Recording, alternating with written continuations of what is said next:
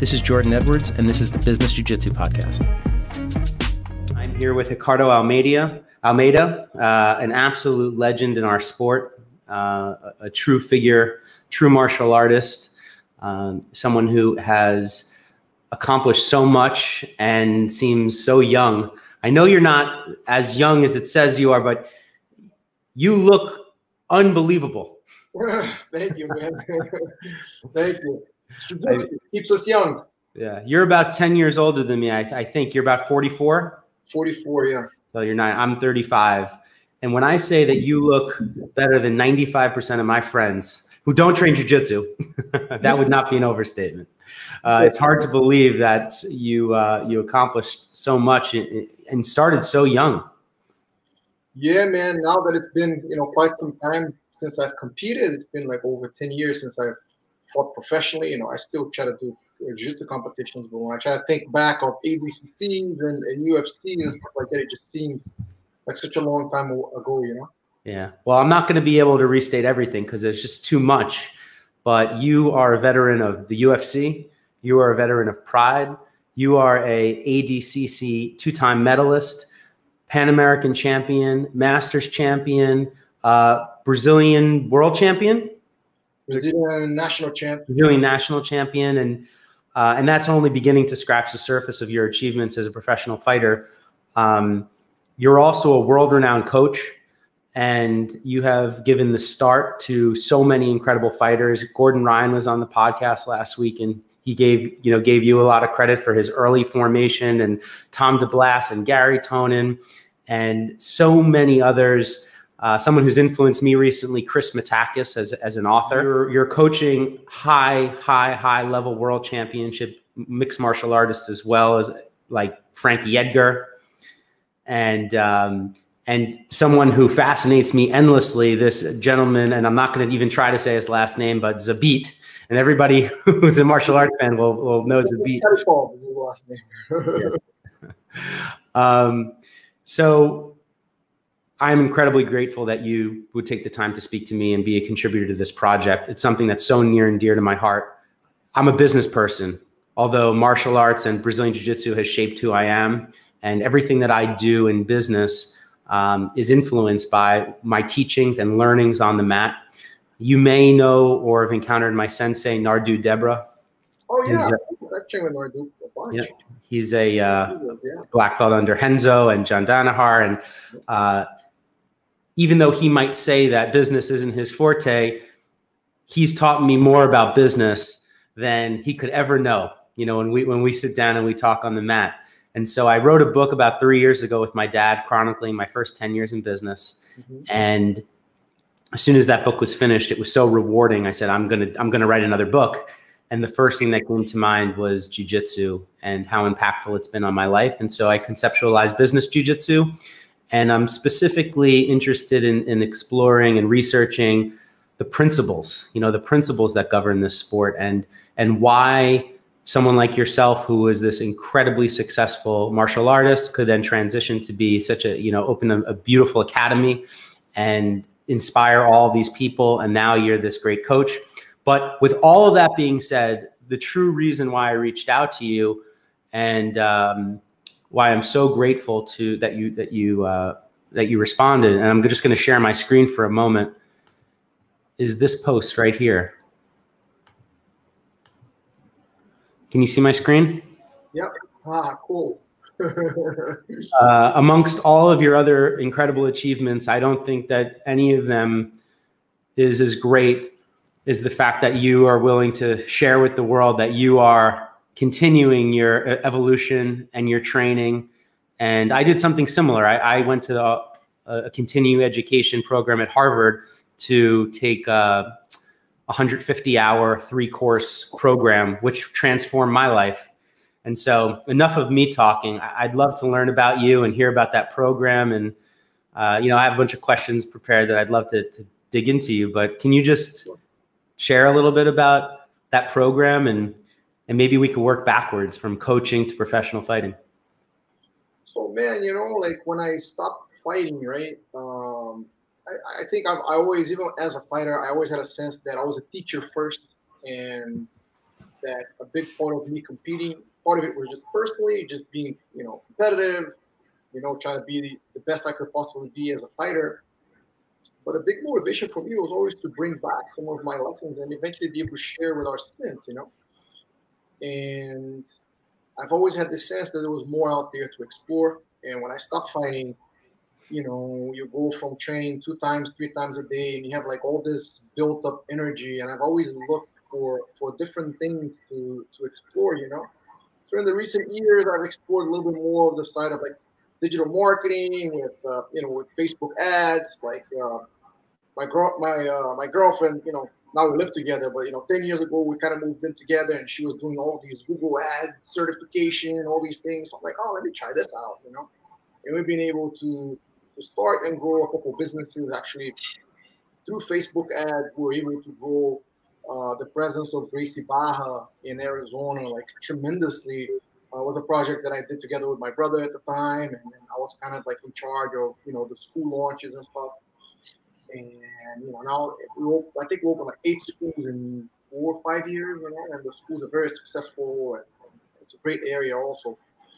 But, you know, recently I've kind of gotten more into, you know, just my own thing. And I guess I got targeted by an ad, and I saw this exercise physiology thing at Stanford, and I signed up.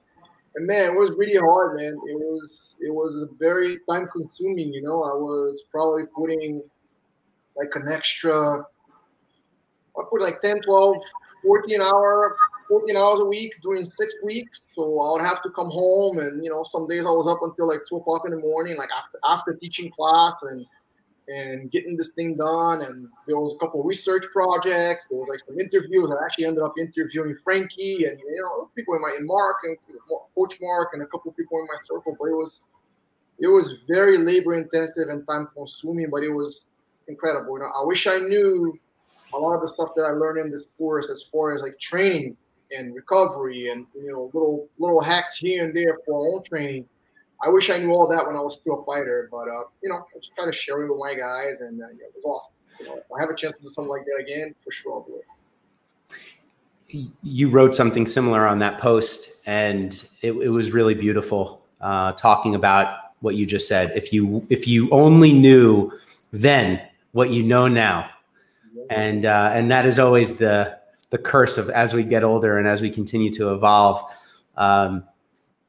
I recently spoke to Professor John Danahar on this subject, and he said, and we were talking about this exact thing, the continued evolution and constant learning, and you're going back and you're studying and you're reading, and we wish we would have had these tools back then, but now we do.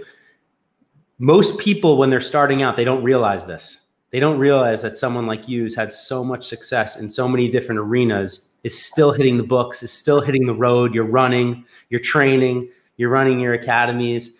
One of the influences for starting to write this book is all of the young guys at my dojo who come to me. They know that I run successful businesses, and they ask me these questions, and they're expecting instant gratification. Like, I started this business and it's not successful. I'm like, well, would you expect to become a black belt in 3 weeks? You know, it's going to take decades of hard work and discipline to get there. So this exercise physiology degree that you earned from Stanford, how are you bringing that into your daily practice in your academy? So for now, I mostly just use it with our MMA guys. You know, like I'm still in the process of working on a platform or on a vehicle that I could reach out to people that are outside my, you know, daily circle of influence, which being, you know, our team and our students. But yeah, I'm able to share a lot with the guys. You know, I'm able to share a lot about, you know, the basic things. You know, how to build, you know, aerobic base and you know, improve your O2 max and, you know, improve your lactic threshold. A lot of things that immediately help them, and, you know, some of them are just super simple concepts that you just have to do. And again, there's no substitute for just training. Yeah. So all these little tweaks and little tricks, like sometimes you pick 1 or 2 and you're able to run with it. So for now, it's mostly in the background, just me helping the guys and giving them guidance. Yeah.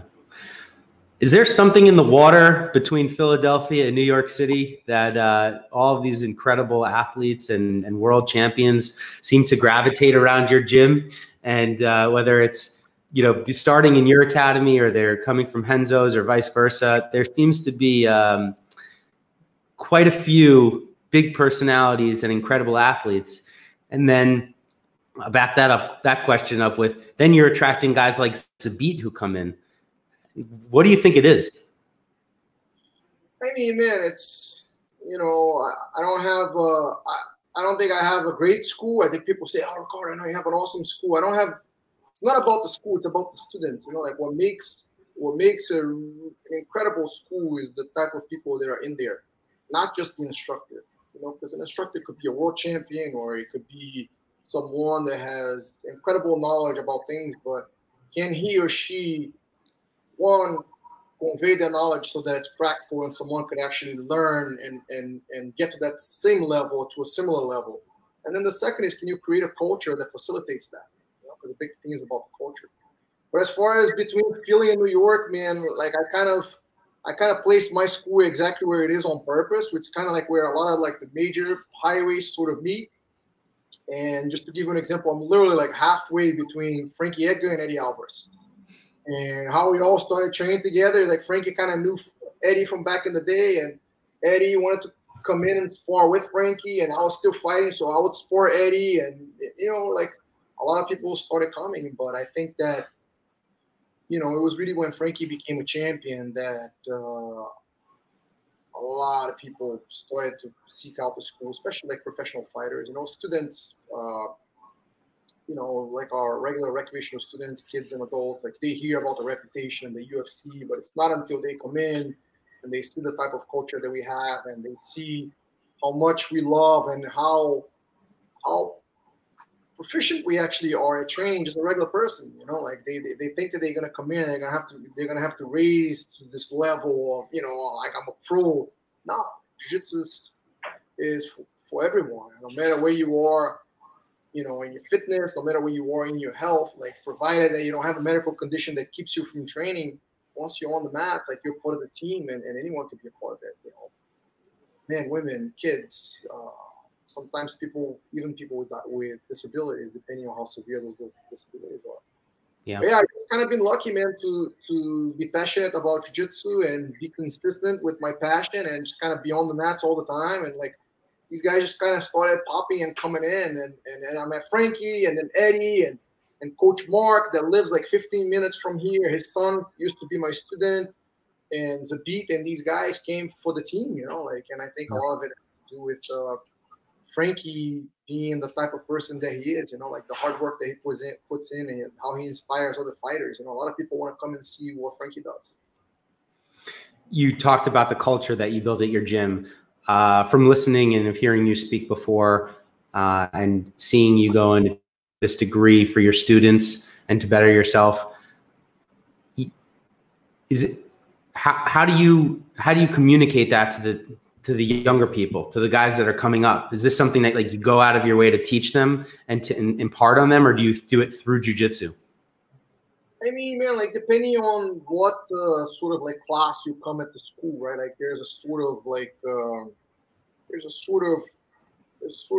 a degree of culture that's embedded in that class, you know. So a basic class, you know, there's a certain degree of, hey, you know, we welcome everyone in, you know, but it's gonna be hard, but you know, we're gonna guide you through it, and you know, these are the steps. So it's very welcoming. Whereas if I'm teaching an advanced class, I demand more from the guys, you know, like I had a couple of teenagers in my class yesterday that, you know, they're a little bit too big for the kids' class, and they want to come and train at the adults, and the parents want them to train at the adults, and these kids are like, you know, not really paying attention when I'm showing moves, and then they want to come and ask me questions, and I'm like, listen, you guys are not in the kids' class no more.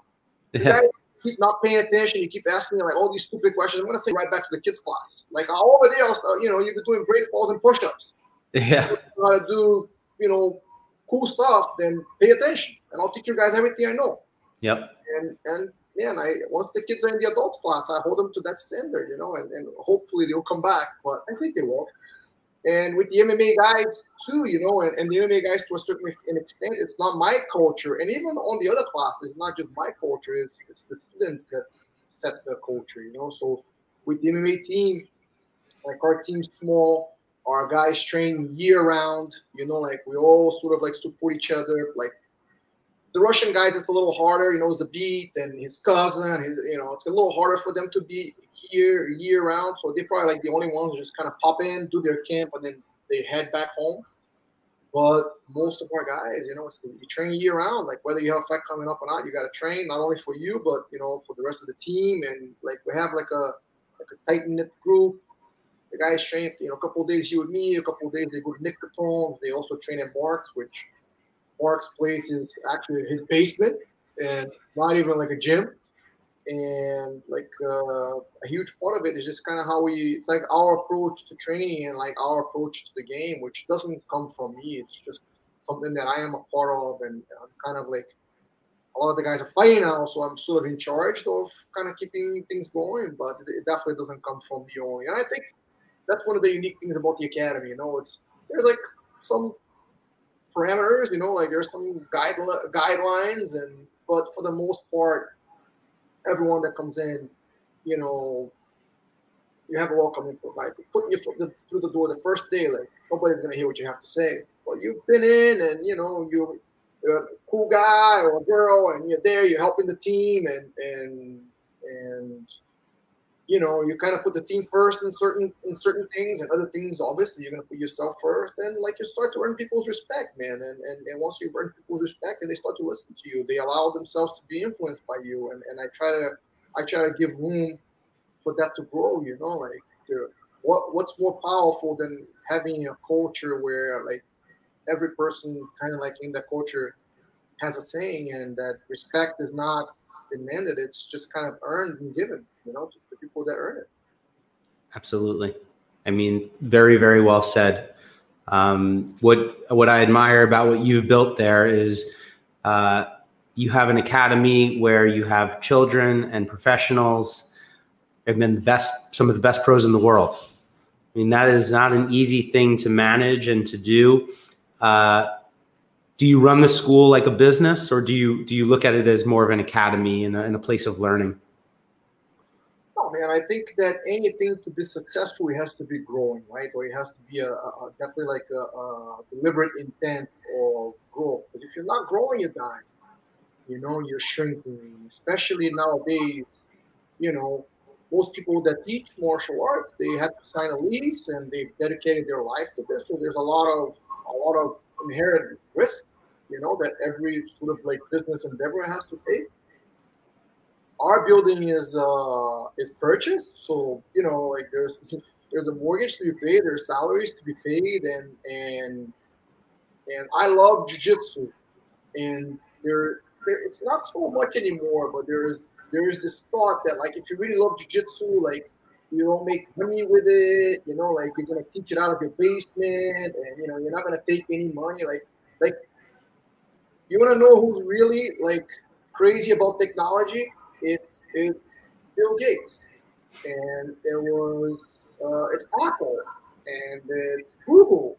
It's not someone that's building, you know, stuff out of their basement. Yeah, I'm sure there's some genius building stuff out of their basement, but the ones that they really influence the most people, the reason why everyone has an iPhone and Gmail and, you know, Microsoft computers, it's because those guys were passionate enough and they took all the risks and they put all the work. And yeah, we may have started in a garage, but it would not be what it is today if it had stayed in the garage. Like if you look at Apple's headquarters, it looks nothing like a garage. You know, it looks like a flying saucer. Yeah. And because they've always had this growth mindset, and I think with the schools, and I think with jiu-jitsu in general, everyone that trains jiu-jitsu has experienced so much positiveness in a world that has so much negativity that it's our duty, right? Like it's upon us to share the message and get more people involved, you know? And we cannot do it in a way that it's not the most professional way, unless it's a proper jiu-jitsu academy with you know, someone's name on the list. There's nothing wrong with someone teaching out. I taught out of a racquetball court. That was 20 years ago, over 20 years ago. There's nothing wrong with someone doing it for passion, but the people that are going to have the most influence, the people that are going to be able to reach the most people, you know, if I could teach 100 kids, I would do what it takes to teach 100 kids. If I could teach 500, I would do what it takes. If I could teach 1,000, 10,000, I would do what it takes, because I really believe that jiu-jitsu could bring something to their lives that nothing else can. And, you know, jiu-jitsu is very different than like a merchant type of mentality that you buy something for $1 and you sell it for $2, or, you know, you buy something from some sweatshop in China that like little kids are being put to work breaking every single labor law, and all of a sudden you put a label on it and you sell it for, you know, a couple $100. Like, that's not what we're doing with jiu-jitsu.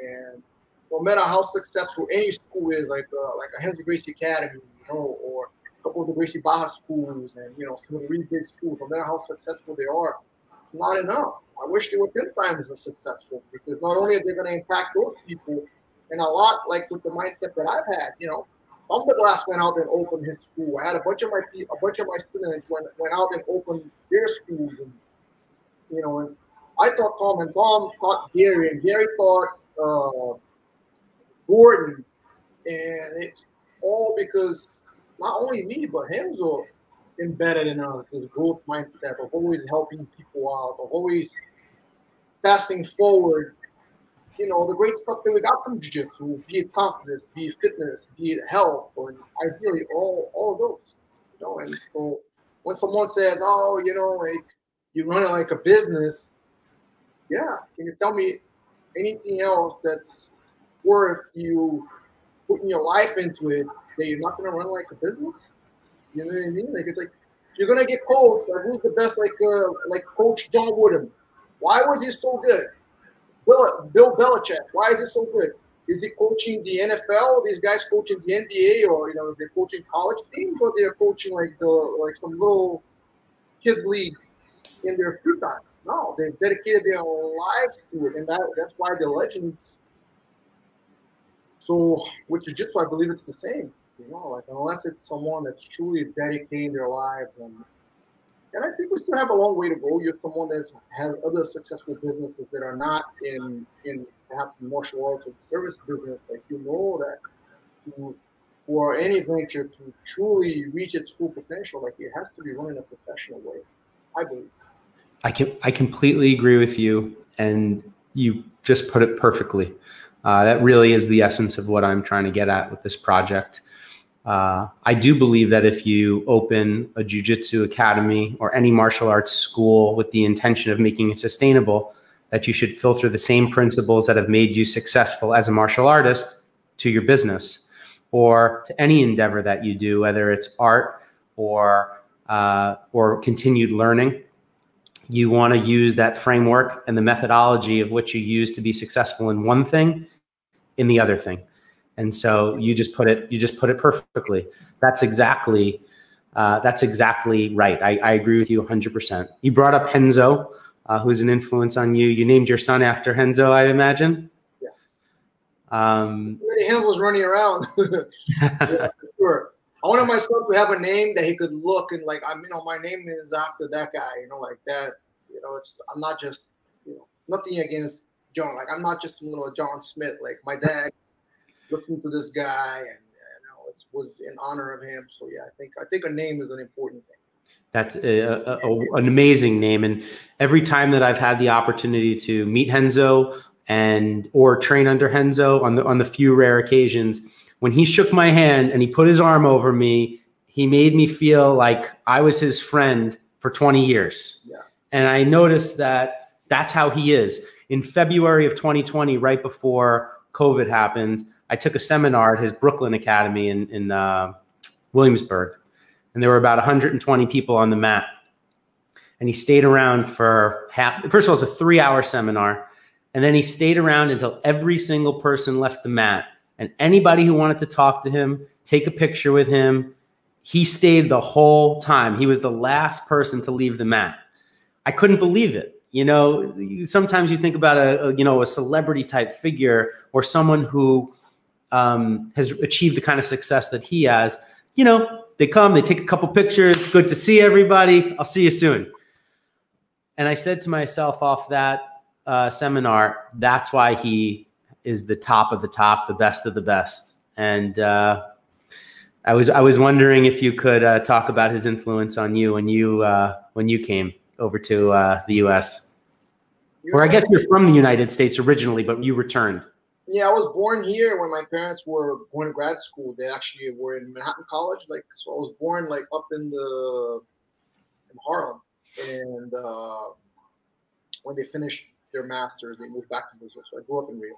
And I moved back up here when I was 20. I was so lucky that Renzo and his wife, Christina, welcomed me into their home.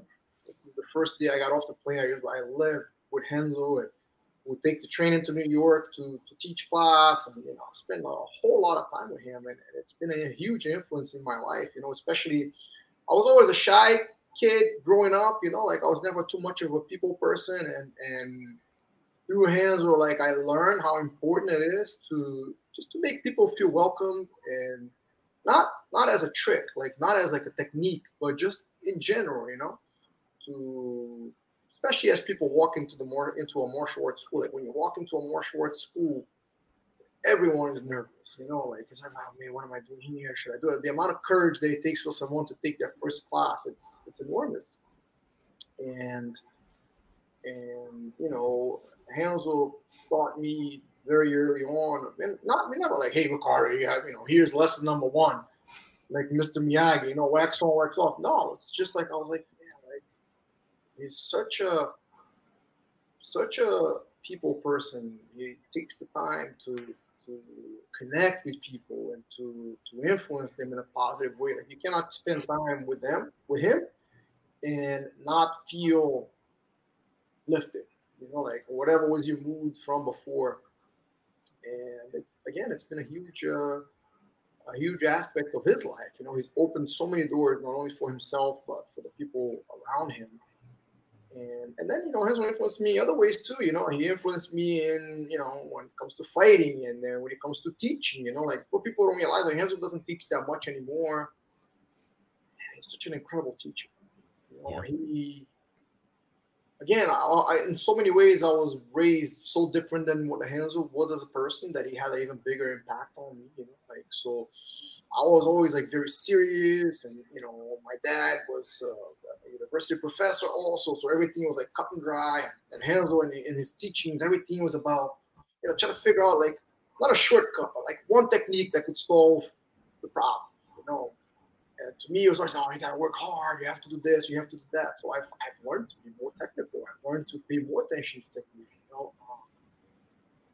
I learned so much from my students. Like I think a big part of why I make people feel welcome and come into the school is I learned that from him, and I kind of do it on purpose. Like I give like plenty of room for my guys to come. Hey, Ricardo, Professor, what do you think about this leg lock? What do you think about this? What do you think about that? And I always thought like Renzo would always take the time when someone came, like, oh, I'm gonna show you this move that I made up in my head, or that I saw on YouTube, or that I saw here, or somebody taught at a seminar. He'll always take the time to learn, and then he could do it offensive, and then he'll figure out the defense. And it's a craft, like I think wherever he goes, someone shows him a technique, like he always tries to figure that technique out from every angle, offensively, defensively, what would you go, how would you enter this, how would you follow up with this and that. And it's been a big influence into me, like I have like very little, I think we all have an ego, but I have very little ego as an instructor as far as like, oh, someone comes and shows a move, oh no, like you learn from this guy and that guy and the other guy. Like I've learned from Renzo to be super relaxed and to don't, as he says, don't be deaf to other people's knowledge. He is an incredible guy, and just being I'm only in his sphere. I'm 2 or 3 degrees out. You are one. You have a direct connection to him, but through my sensei and being in the New York area and having just some access to him and his teachings has been, the thing that I believe is the most impactful thing on my life. So I advise a couple of my teammates when they come to me every once in a while and they want business advice. And so I've been mentoring one of my teammates.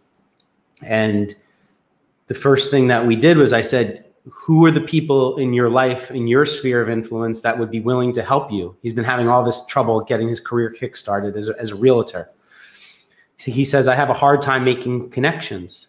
I said, well, you asked me for help and I'm helping you. That is one connection right there. And I said, who were you training with last night at the dojo? And he said, I think it was, this guy. I said, you think it was this guy? I said, all those teammates, I want you to know their first and last name. I want you to know everything that they do. I want you to be friends with them on Facebook and LinkedIn. And every single new student that walks in, you be the guy that welcomes them into the dojo. And then all of a sudden there's 100 connections right there. You don't have to network. You're already networking. You're sweating with them on the mat. And then don't ask them for things. Just go and be of service to them if they need something, and watch how your career is going to flourish just by being the kind of guy that Renzo is. You know, the kind of guy that looks you in the eye, shakes your hand, and is genuine. He's genuinely doing those things. Like you said, it's not a trick. This isn't a ploy. It's not a strategy. You're just doing the most simple, basic thing that there is, and forming great relationships with people. And that's been a cornerstone in my career across multiple industries. I run a commercial real estate business. I have 30 properties in 10 states. I have about 400 commercial tenants. And then I run a women's fashion business. I have 12 retail women's stores. I started that business with my sister 11 years ago. And we have an e-commerce business for that. And when people want to know, like, the secret sauce, how do you have the secret sauce? It's just how you treat people. That's it. That's the whole, how do you treat? You treat your vendors well? You treat your landlords well? Or are they your enemies? Is everybody your enemy? Are you battling with your customers? And jiu-jitsu has been the most perfect and it's more explicit in the academy than it is in the business world. In the academy, it's raw. You know, you feel it. You're working with a training partner. If you stink, you smell, people don't want to train with you. If you're a spaz, they don't want to train with you. In business, it's a little less explicit. You know, people, if there's an exchange of money, you may not be squeezing the most out of those relationships just because of the nature of the business. But when you form really great business relationships based on trust or some mutual understanding, then it really starts to flourish. And so my goal with this book is to tell these stories through this lens. And I'm going to include your story right there. You know, your experience with Renzo. It's amazing. You have so many students who have done incredible things. Are there any that stand out to you right off the tip of your tongue that have started businesses, or maybe that aren't in the limelight, that have been influenced in this way? I mean, all my guys have gone on. I mean, well, not all my guys, but, you know, I have a bunch of black belts that have gone on to open their own schools, you know, and they've all gone through that process of, you know, being like, you know, perhaps like a little bit younger and being more onto themselves, and then they open like a small location, and maybe in the beginning they struggle a little bit, but then they get the handle of it, and they move to a bigger location, and they start to serve more people, and yeah, it's like dealing with people is a really great motivator, and it's a really great teacher. You know, like you can only, like, being a shepherd. You know, like there's only like so many sheep that you could take care of, and you do it with love, and you do it with passion, and the guys, you know, they grow with it. You know, they become better and better at it. You know, like in the beginning, it's all about, you know, like the technical aspect of jiu-jitsu, and then, you know, maybe they start talking about, you know, benefits of training jiu-jitsu, you know, and then eventually they're able to teach more than just the technique, and then more than the benefits. Like they're able to take people that will walk through the door and really have an impact in their lifestyle. They even start getting their, you know, they create an environment that's friendly, so their entire family comes and trains, right? That's what I had in mind. It didn't really dawn on me until I was a kid. You know, I used to be just some young guy, and, you know, the school was all tough guys. I had like 15, 20 students, I don't know. And it wasn't until I had kids, and I was teaching, the school started growing. I was like, man, like, is this the type of environment I want my kids to train? Right? Like, that was my main motivation. And eventually I was like, all right, cool, I got to create a kids program. And, you know, many years down the road, my kids started training, but like, try to create an environment that everyone will feel comfortable bringing their families, because really going to have an impact in someone's life One thing is if just one person in the family trains. Another thing is if, you know, the kids train. You don't have to, you know, always train. And some guys are reluctant to bring their significant others to train because it's kind of like their own free time, and I understand that. But eventually, there will be opportunities. Maybe it's like a self-defense, women's self-defense class or things like that. But you get your family involved in what you do, it has a much bigger impact in your lifestyle. Yeah, it's kind of like if you try to be a vegan and all your family eats steak, it's probably going to be hard. But if you know, like if your whole family is kind of like into the lifestyle, it makes it so much easier for everyone, you know, and it has a much bigger impact. And I think at the end, it's what jiu-jitsu is about. And for jiu-jitsu to have a positive impact in, you know, people's lives, like not the entire family has to train, but they have to kind of have, you know, experience on the mats. I don't want to wrongly assume, but I assume because of, you know, your career has been in the martial arts, that a big part of your social circle and your friends and your family and your people that have intermarried are somehow touched jiu-jitsu. When you took this class and went outside your comfort zone, and now all of a sudden you're interacting with people who may not even have known who you are, did that feel refreshing to like be able to go and like just, the reason why I'm asking is because I'm fascinated by risk and fear and going outside the comfort zone. And it's, you know, for me, my family doesn't, I don't think that they fully understand my obsession and passion for jiu-jitsu. They were never connected to the martial arts. They know it's something that I do. I think that they still have a hard time understanding that it's not something that I do. It's something that I am.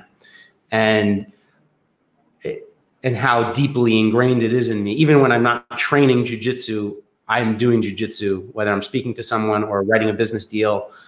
And so for someone like you, when you have an identity that is of a former professional fighter and a world champion and a Pan American champion, and when you step out and do something that's not a part of that world, what was it like?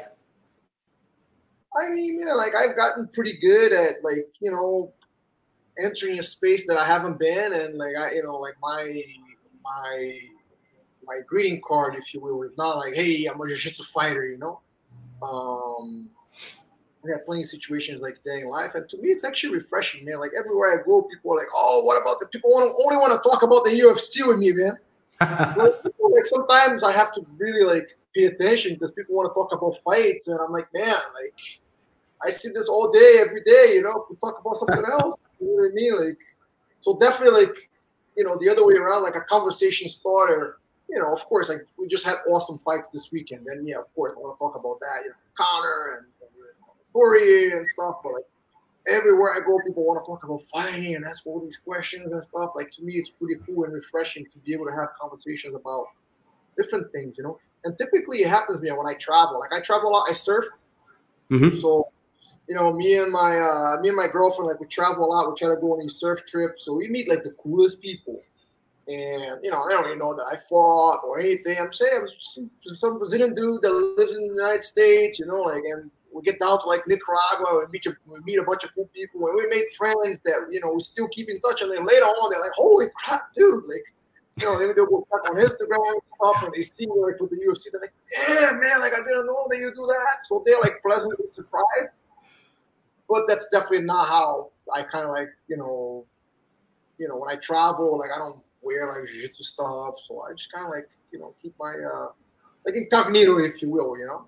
And then, when people find out, I think it's more of like a cool thing. Oh, dang, this guy, you know, trains this guy, Frankie Edgar, yeah, Alvarez, yeah, jiu-jitsu school. Dang, you're a black belt. This is, oh, you're a black belt, damn. But yeah, people get, you know, they're like, oh, cool. In some ways, it builds my trust with them, like even better, you know.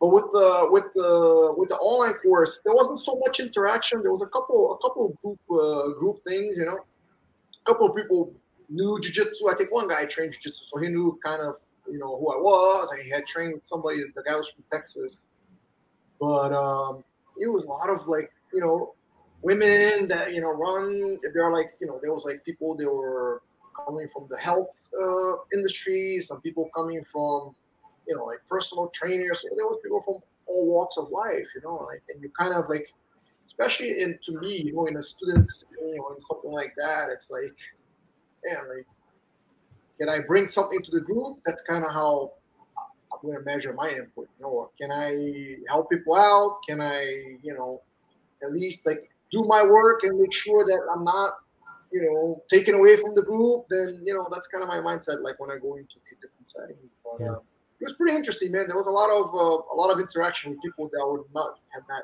otherwise. You know? Before you signed up, or when you signed up, or the night before your first class, did you get those butterflies in the stomach? Like, was it something that made you a little scared? Like, oh my God, what am I taking on? This is going to be 15 extra hours a week of work, and I'm already running an academy, and I'm coaching professional fighters. I mean, there was a little bit, man, but to be honest, like whenever you do something new, I think that sometimes you have no idea what you're signing yourself up for. You know what I mean? Like it was, I remember the first week, I was like, oh, I kind of know this stuff. And, you know, I did my first assignment, and we handed the assignment in, and, you know, right away I got a note from the teachers like, hey, Ricardo, like I could see that you know the subject, but I need you to go a little bit deeper. You know, just some Stanford professor that, you know, wanted me to really like go into the science. Man, like I got a grade that I was pissed off about the grade, and I was like, man, it had been, you know, a long time since I had actually been to school, like traditional school, where you're going into taking classes, doing assignments, you know, writing up assignments and things like that. So I don't think I knew exactly what I signed. Kind of like when I had my first MMA fight, I'm like, yeah, I'll do it. And then you're in there, someone's like punch you in the face. You're like, oh man. Or someone's going to start a business, and they think that, you know, the first month, a bunch of people are going to show up, and you're going to be immediately, you know, financially independent, and, you know, nobody knocks on your door. And then you're like, oh man, what am I doing? What do I do now?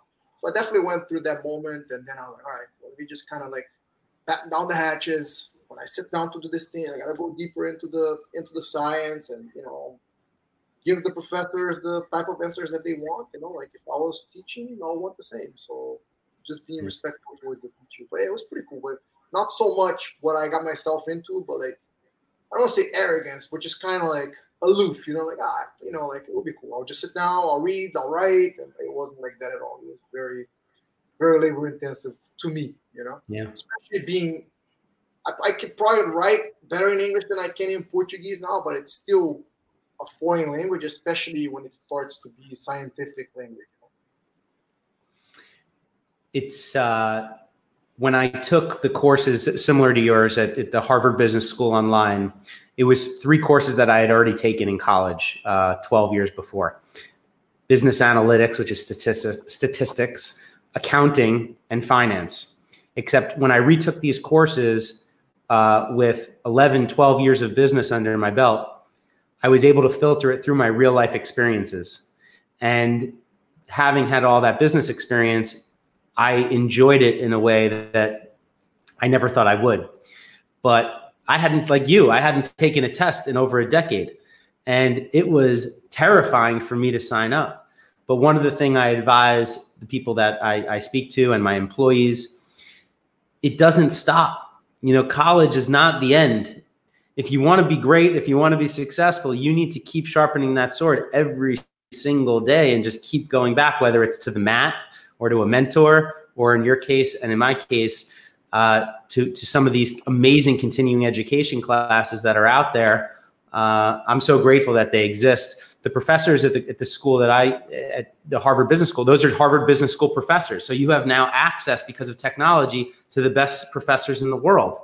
And I just don't think that there's any excuse in 2021 and beyond not to go take advantage of these things if you want to be successful. And so I commend you, and I'm so grateful for you putting that up.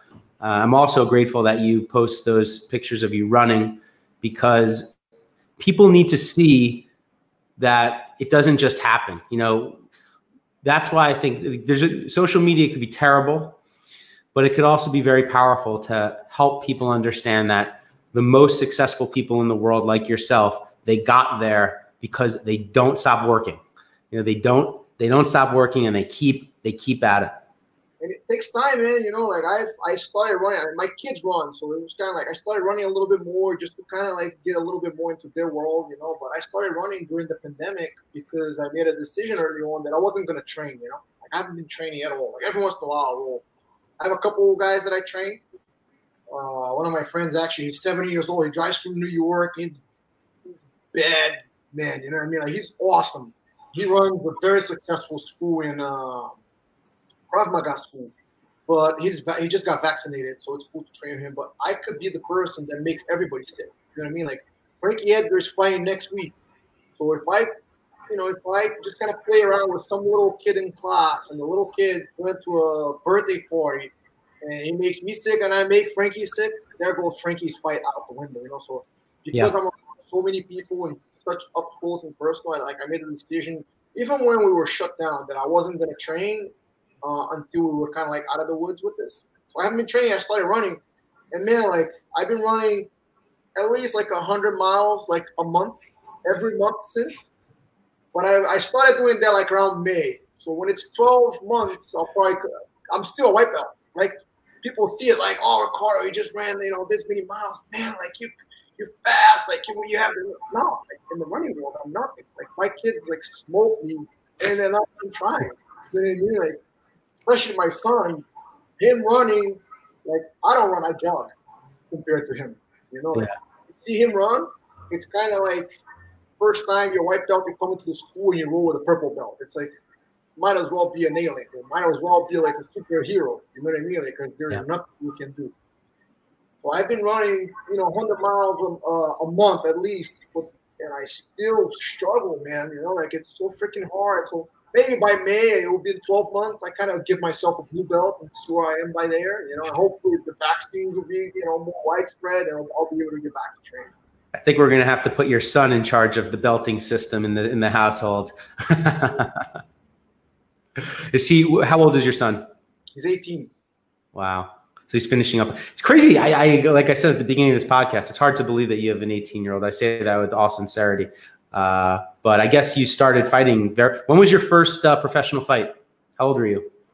I was 21 in Pride. Yeah, that's why. 22, I debuted in the UFC.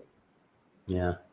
I love some of those old stories that you've told in the public domain on podcasts over the years. I've heard of the early Pride days and being over there with Renzo and backstage with Matt Serra, and those are such great stories. It's not the key to this, and I know that's what everybody wants to talk to you about, but those really are incredible stories. Yeah, it was different times, you know, and it got us to where we are now. You know, like look at how big MMA's gotten. Following, and I think it definitely has contributed to the growth of jiu-jitsu, you know, and I'm very grateful for those times and as well as the evolution of the sport. Yeah, great. Well, I'm extremely grateful for you. And Ricardo, if there's any way that I could be of service to you in any way in the business world or anything else, please don't hesitate to reach out to me. And it's an honor to have you as a contributor to this project. And I'm sure that a lot of young people in the business world who touch jiu-jitsu and starting their careers are gonna get a lot from this conversation. For sure, man. Thank you so much for the opportunity and to think of jiu-jitsu and what we do from a different light and an important one. You know, if we're gonna be teaching more people and have more participants and really make a dent, like look at the times that we're living, how unhealthy people are, physically and mentally, and jiu-jitsu can do so much for people, and it has done so much during this really, really tough time that we're all living through. So yeah, whatever we can do to make it better, more professional, teach more people, I think that's the way to go. Yeah, absolutely. Last question before we go, just a little informal poll. Of all of your students, the whole pop of the adult students, how many of them do you think are in some kind of business versus professional fighter? Would you say like 90% professionals, 95, and then 99? Yeah, exactly. That's right. That's why I'm so inspired to do this project. I want to speak to all the people in the Brazilian Jiu-Jitsu community who this has touched their life so much and give them some context and a roadmap to help them get some success in other parts of their life too. So thank you for being a part of that. Thank you, man. Thank you so much for the opportunity.